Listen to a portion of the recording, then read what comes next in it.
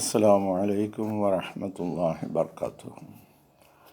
അഷ്ഹദു അൻ ലാ ഇലാഹ ഇല്ലല്ലാഹു വഹ്ദഹു ലാ ശരീക ലഹു വഅഷ്ഹദു അന്ന മുഹമ്മദൻ അബ്ദുഹു വറസൂലുഹു. അമ്മാ ബഅദ് ഫഅഊദു ബില്ലാഹി മിനശ് ശൈത്വാനിർ റജീം. ബിസ്മില്ലാഹിർ റഹ്മാനിർ റഹീം. അൽഹംദുലില്ലാഹി റബ്ബിൽ ആലമീൻ അർറഹ്മാനിർ റഹീം മാലികി യൗമിദ്ദീൻ ഇയ്യാക നഅ്ബുദു വഇയ്യാക നസ്തഈൻ ഇഹ്ദിനസ് സിറാത്തൽ മുസ്തഖീം സിറാത്തൽ ലദീന അൻഅംത അലൈഹിം ഗൈറിൽ മഗ്ദൂബി അലൈഹിം വലദ്ദാല്ലീൻ. പ്രിയമുള്ള സഹോദരങ്ങളെ, നമ്മുടെ പ്രിയങ്കരായ ഇമാം ഹസ്രത്ത് ഖലീഫത്തുള്ള മുനീർ അഹമ്മദ് അസീം അയ്യദഹുല്ലാഹു തആല ബിൻ ഹുസൈൻ അസീസ് 7/8/2015 നടത്തിയ ജുമാ ഖുത്ബയാണ് ഇന്ന് നിങ്ങൾ കേൾപ്പിക്കുന്നത്. ധനവിനിയോഗത്തെക്കുറിച്ചാണ് ഹസ്രത്ത് ഖലീഫത്തുള്ള മുഅ്മിനീങ്ങളെ അഭിസംബോധന ചെയ്ത് സംസാരിക്കുന്നു. പണം സമ്പാദിക്കുക എന്നത് അത്ര എളുപ്പമുള്ള കാര്യമല്ല. പ്രത്യേകിച്ച് നിയമാനുസൃതം പണം സമ്പാദിക്കുക എന്നത്. തീർച്ചയായും പണം നേടുക എന്നത് വളരെ ശ്രമകരമായ ജോലി തന്നെയാണ്. നാം സാധാരണ കേൾക്കുന്ന ഒരു പ്രയോഗമാണ്, ഒരുവൻ തൻ്റെ ആഹാരം നേടുന്നതിന് കഠിനമായി അധ്വാനിക്കേണ്ടതുണ്ട്. അല്ലാഹു ആകാശങ്ങളുടെയും ഭൂമിയുടെയും സൃഷ്ടാവ് തൻ്റെ അനുഗ്രഹീത ഗ്രന്ഥത്തിൽ നമ്മോട് കൽപ്പിച്ചിരിക്കുന്നു. 67-ാം അധ്യായം 16-ാം വചനത്തിൽ അല്ലാഹു തആല പറയുന്നു, ഹുവല്ലദീ ജഅല ലക്കുമുൽ അർള ദലൂലൻ ഫംശൂ മിൻ മനാകിബിഹാ വകുലൂ മിൻ റിസ്ഖിഹി വഇലൈഹിൻ നുശൂർ. അവനത്രേ ഭൂമിയെ നിങ്ങൾക്ക് കീഴ്പ്പെടുത്തിയവൻ. അതുകൊണ്ട് അതിൻ്റെ വഴികളിൽ കൂടി നിങ്ങൾ സഞ്ചരിക്കുകയും അവൻ നൽകിയ വിഭവങ്ങളിൽ നിന്ന് ഭക്ഷിക്കുകയും ചെയ്തുകൊള്ളുക. അവനിലേക്ക് തന്നെയാണ് നിങ്ങളുടെ ഉയർത്തെഴുന്നേൽപ്പ്. നോക്കൂ, ഹുവല്ലദീ, അവൻ എങ്ങനെയുള്ളവനാണ്? സർവശക്തനായ അല്ലാഹു, അവൻ ജഅലലക്കും, നിങ്ങൾക്കവൻ ആക്കി തന്നിരിക്കുന്നു, ഉണ്ടാക്കി തന്നിരിക്കുന്നു, സൃഷ്ടിച്ചു തന്നിരിക്കുന്നു. അൽ അർള, ഭൂമിയെ, ദലൂലൻ, വിധേയമായത്. നിങ്ങൾക്ക് ഏത് രീതിയിൽ അതിനെ ഉപയോഗിക്കണമോ ആ രീതിയിൽ ഉപയോഗിക്കത്തക്ക നിലയിൽ നിങ്ങൾക്കത് വിധേയമായ നിലയിൽ അവൻ സൃഷ്ടിച്ചു തന്നിരിക്കുന്നു ഭൂമിയെ. അപ്പോൾ ഭൂമിയെ നമുക്ക് വിധേയമായ നിലയിൽ സൃഷ്ടിച്ചു തന്നിരിക്കുമ്പോൾ നമുക്ക് അതിനെ വേണ്ട രീതിയിൽ ഉപയോഗപ്പെടുത്തണം എന്നുള്ള കൽപ്പനയാണ് അവിടെ വരുന്നത്. അത് വേണ്ട രീതിയിൽ നമ്മൾ ഉപയോഗപ്പെടുത്തുന്നില്ല എങ്കിൽ തീർച്ചയായിട്ടും അതിൽ നിന്നുള്ള സദ്ഗുണങ്ങൾ നമ്മളിലേക്ക് വരികയില്ല. അതുകൊണ്ട് അല്ലാഹു തആല അവനൊരു കൽപ്പന പുറപ്പെടുവിക്കുകയാണ്. അവൻ എങ്ങനെയുള്ളവനാണെന്നറിയാമോ? അവൻ ഭൂമിയെ നിങ്ങൾക്ക് വിധേയമാക്കി തന്നു. നിങ്ങൾക്കതിനെ ഏത് രീതിയിൽ, നിങ്ങൾക്കിപ്പം കുറച്ച് ഭൂമി അല്ലാഹു തആല നിങ്ങൾക്ക് തന്നു എന്നിരിക്കട്ടെ.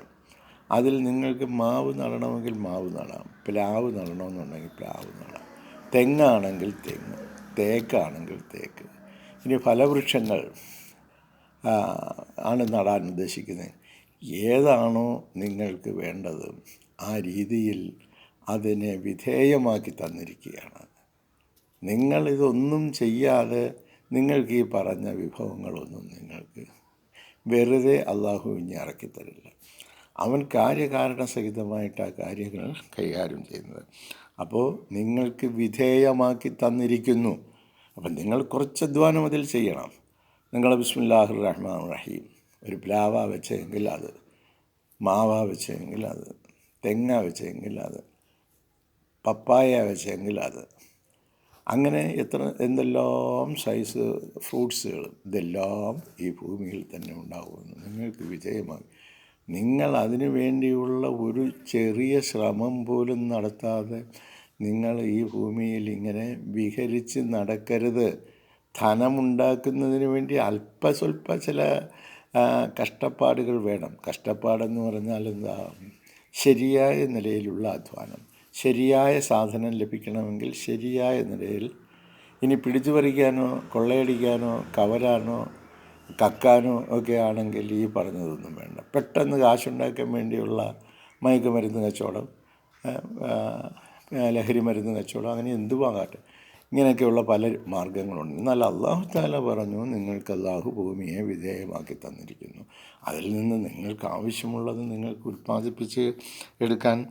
ഫംഷൂ ഫി മനാകിബിഹാ, അതുകൊണ്ട് ഫംഷൂ, നിങ്ങൾ സഞ്ചരിച്ചു നോക്കൂ. ഫി മനാകിബിഹാ, അതിൻ്റെ മുകളിൽ കൂടി. മനാക്കിബ് എന്ന് പറഞ്ഞാൽ തോള് എന്നാണ് അർത്ഥം. അതിൻ്റെ തോളുകളിൽ കൂടി എന്ന് പറഞ്ഞാൽ ഭൂമിയുടെ ഉപരിഭാഗങ്ങളിലൂടെ നിങ്ങളൊന്ന് സഞ്ചരിച്ചു നോക്കുന്നു. അപ്പോൾ നിങ്ങൾക്ക് ഈ പറഞ്ഞ കാര്യങ്ങളൊക്കെ ഇങ്ങനെ കാണാം. അപ്പം കുലൂ മിൻ റിസ്ഖിഹി, അപ്പോൾ അവനാണ് ഈ ഭൂമി എന്ന് പറയുന്നതിൽ ഈ പറയപ്പെടുന്ന സാധനങ്ങൾ നമ്മളെ കൊണ്ട് ഒന്നും നടിയിച്ചിട്ട് അല്ലെങ്കിൽ നടാതെ എങ്ങനെ ആയാലും അവനെന്ത് ചെയ്യുന്നു? അവൻ റിസ്ക് ഉണ്ടാക്കുകയാണ്. കുലൂ മിൻ റിസ്ഖിഹി, അവൻ്റെ റിസ്ക്കിൽ നിന്ന്, അവൻ്റെ ആഹാരത്തിൽ. ഈ ഭൂമിയിൽ ഈ രീതിയിൽ മുളപ്പിച്ച് വരുന്ന ഈ ആഹാര സാധനങ്ങൾ മനുഷ്യർ കഴിക്കുന്നു, മൃഗങ്ങൾ കഴിക്കുന്നു, പക്ഷികൾ കഴിക്കുന്നു, ഭൂമിയിൽ മാത്രം ഉള്ളിലും പുറത്തും കഴിയുന്ന എറുമ്പുകൾ കഴിക്കുന്നു. അങ്ങനെ അവൻ്റെ സമസ്ത ജീവജാലങ്ങൾക്കും വേണ്ടുന്ന എല്ലാവിധ സാധനങ്ങളും അതിൽ ഉൾക്കൊള്ളിച്ചിരിക്കുക. നമ്മൾ ചില ഫ്രൂട്ട്സിൻ്റെയൊക്കെ അകത്തുള്ള സാധനങ്ങളൊക്കെ നമ്മൾ ഇടുമ്പോൾ അതിൻ്റെ പുറമേ ഉള്ള സാധനങ്ങൾ മറ്റ് മൃഗങ്ങൾക്കും മറ്റേതിനും ഉപയോഗപ്പെടുത്തും. അപ്പോൾ അവനൊന്നും വെറുതെ സൃഷ്ടിച്ചിട്ടില്ല. അതുകൊണ്ട് അതിൻ്റെ മുകളിൽ കൂടി, അതിൻ്റെ ഗിരിശൃംഖങ്ങളിലൂടെ നിങ്ങളൊന്ന് സഞ്ചരിച്ചു നോക്കൂ. അപ്പോൾ കുലൂ മിൻ റിസ്ഖിഹി, എന്നിട്ട് അവൻ തന്ന റിസ്ക്കിൽ നിന്ന് നിങ്ങൾ ഭക്ഷിക്കൂ. ഒരു കാര്യം നിങ്ങൾ ഓർത്തിരിക്കുക, വഇലൈഹിൻ നുശൂർ, ഉയർത്തെഴുന്നേൽപ്പ് അവനിലേക്കാണ്. അവനിൽ നിങ്ങൾ ഉയർത്തെഴുന്നേറ്റ് നാളെ വരും. അവനിലേക്കാണ് നിങ്ങളുടെ എഴുന്നേൽപ്പ്. അപ്പോൾ ഈ ലോകം വിട്ട് നിങ്ങൾ പോകുന്നതാണ്. എന്നിട്ട് നിങ്ങൾക്കൊരു ഉയർത്തെഴുന്നേൽപ്പുണ്ട്. ഈ കാര്യങ്ങളൊക്കെ ഇങ്ങനെ ചെയ്യാൻ കഴിവുള്ളവൻ, കഴിവുറ്റവന് ഈ പറഞ്ഞ ഈ ഉയർത്തെഴുന്നേൽപ്പ് എന്നതും, കാരണം ഇതൊന്നും നിങ്ങൾ ഈ ഭൂമിയിൽ കാണുന്നില്ലല്ലോ. ഈ പറഞ്ഞ വൃക്ഷങ്ങളിൽ ഇല്ലായിരുന്നു. വൃക്ഷങ്ങൾ പിന്നെ നട്ടു, അതിൽ നിന്നും ഉണ്ടായി, അതിൽ നിന്ന് ഈ ഫലങ്ങളെല്ലാം ഉണ്ടായി, അതെല്ലാം പോയി. അതിനുശേഷം വീണ്ടും ആ വിത്തിൽ നിന്ന് തന്നെ ഈ ഭൂമിയിൽ വീണ്ടും അതേ രീതിയിലുള്ള ഇതുണ്ടാകുന്നു. അപ്പോൾ അവനെ പുനഃസൃഷ്ടിക്ക് വലിയ ബുദ്ധിമുട്ടൊന്നുമില്ല. അവനെങ്ങനെ ആദ്യം സൃഷ്ടിച്ചോ അതുപോലെ അവനെ വീണ്ടും സൃഷ്ടിക്കുവാനുള്ള കഴിവുമുണ്ട്. അപ്പോൾ കാര്യം ഇങ്ങനെയാണെങ്കിൽ നിങ്ങൾ ആലോചിച്ച് നോക്കൂ. അല്ലാഹു തആല അനേകം അനുഗ്രഹങ്ങളുടെ ദാതാവാണ്. ആകാശത്തിലും ഭൂമിയിലും ഉള്ളതെല്ലാം അവൻ്റേത് മാത്രമാണ്. ആയതിനാൽ മനുഷ്യൻ മനസ്സിലാക്കണം, തൻ്റെ എല്ലാ പ്രവർത്തനങ്ങളും ചെയ്യുന്നവൻ അവൻ തന്നെയാണെങ്കിലും തൻ്റെ കയ്യിലുള്ളതെല്ലാം യഥാർത്ഥത്തിൽ അള്ളാഹുവിൻ്റേതാണ്. എല്ലാ കാര്യത്തിൻ്റെ മേലും അള്ളാഹു അധികാരമുള്ളവൻ തന്നെയാണ്. അവൻ ഉടമസ്ഥപ്പെടുത്തിയിരിക്കുന്നതും അള്ളാഹുവിൻ്റേതാണ്. അപ്പോൾ നാം ഓരോരുത്തരും നമ്മുടെ ഉടമസ്ഥതയിൽ വന്നിരിക്കുന്നു എന്ന് പറയുന്ന സാധനങ്ങളുടെ യഥാർത്ഥ ഉടമസ്ഥൻ അള്ളാഹുവാണ്. മനുഷ്യൻ്റെ കയ്യിലുള്ള ധനത്തിൻ്റെ, വസ്തുവിൻ്റെ യഥാർത്ഥ ഉടമസ്ഥൻ അവനല്ല, മറിച്ച് അള്ളാഹുവാണ്. ഈ വസ്തുത അള്ളാഹു തൻ്റെ മഹത്വപൂർണമായ ഗ്രന്ഥത്തിലൂടെ വ്യക്തമാക്കിയിരിക്കുന്നു. 24-ാം അധ്യായം 34-ാം വചനത്തിൽ അല്ലാഹു തആല പറയുന്നു, അള്ളാഹു നിങ്ങൾക്ക് നൽകിയ ധനത്തിൽ നിന്ന് നിങ്ങൾ അവർക്ക് ദാനമായി നൽകുകയും ചെയ്യുക. നോക്കൂ, നമ്മുടെ കയ്യിൽ എന്ത് വരുന്നോ ഇതൊക്കെ അള്ളാഹു നമുക്ക് തന്നിരിക്കുക.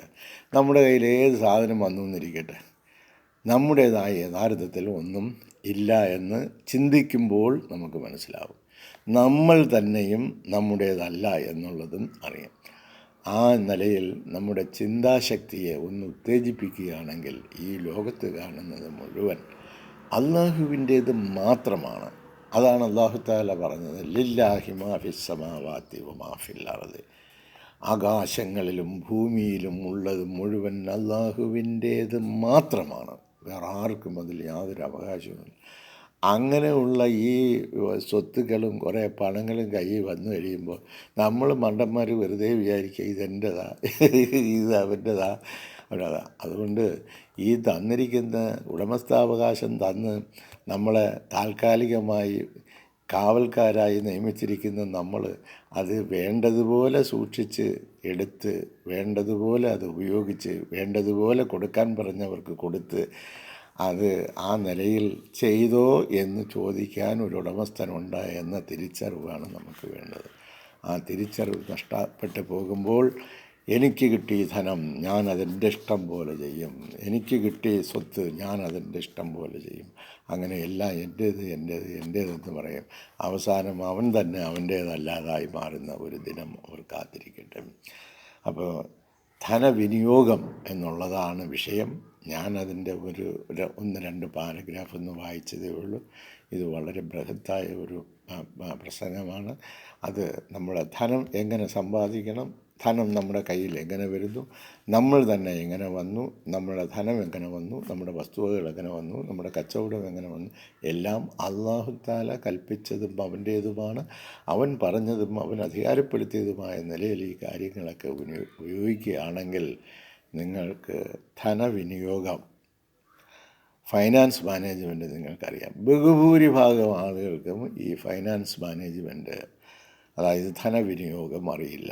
ഈ ധനത്തെ എങ്ങനെ ഉപയോഗപ്പെടുത്തണമെന്നറിയാത്തത് കൊണ്ട് അവർക്ക് തോന്നിയതുപോലെ അവർ വിനിയോഗിക്കുന്നു. അങ്ങനെ വരുമ്പോൾ ഒന്നുകിൽ അവർ കടക്കാരോ അല്ലെങ്കിൽ ഭിക്ഷക്കാരോ അല്ലെങ്കിൽ കള്ളന്മാരോ അല്ലെങ്കിൽ മോഷ്ടാക്കളോ അല്ലെങ്കിൽ ദൈവത്തിന് അതിർത്തി കരസ്ഥമാക്കുന്നവരോ ഒക്കെയായി മാറുന്നു.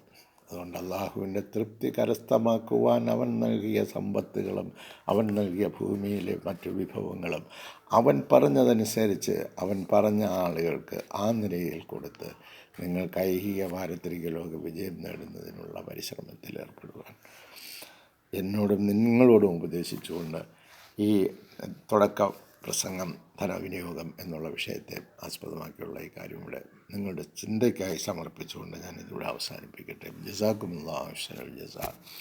അസ്സലാമു അലൈക്കും വറഹ്മത്തുള്ളാഹി വബറകാതുഹു.